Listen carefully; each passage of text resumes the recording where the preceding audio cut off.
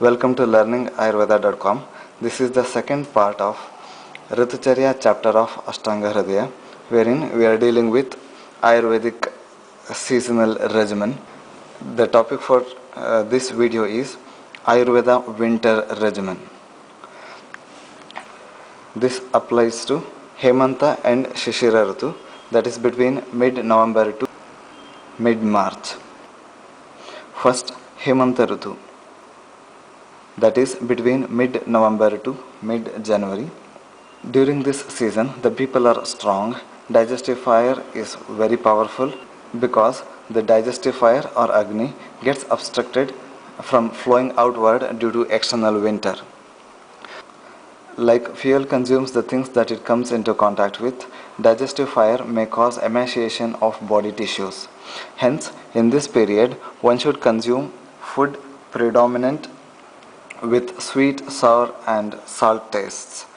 As the nights are longer, person feels hungry early in the morning.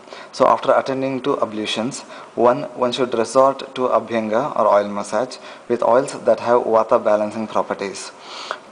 Massage should be done especially to scalp and forehead.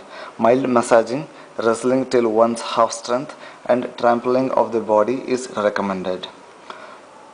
After this, oil is washed off with astringent powders and bathing. Then fine powder of saffron and musk is applied. The body is exposed to fumes of agaru or Aquilaria agallocha. Since the digestion power is high, heavy to digest food such as meat soup mixed with fats, meat of well-nourished animals, wine prepared with jaggery, supernatant part of wine should be had more or consumed more. Food prepared with wheat flour, black gram products of sugar cane and of milk, food prepared from freshly harvested corn, mussels, fat and edible oils should be partaken as food.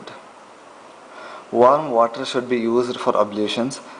Thick sheet made of cotton, leather, silk, wool or bark of trees that are light in weight should be used during sleep. Exposure to sunlight and fire should be resorted to judiciously. Footwear should be worn always.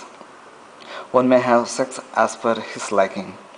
Persons who spend their time residing in house kept warm by fire, in innermost apartment encircled with others, or in underground chambers will not be affected by diseases due to cold and dryness of this season.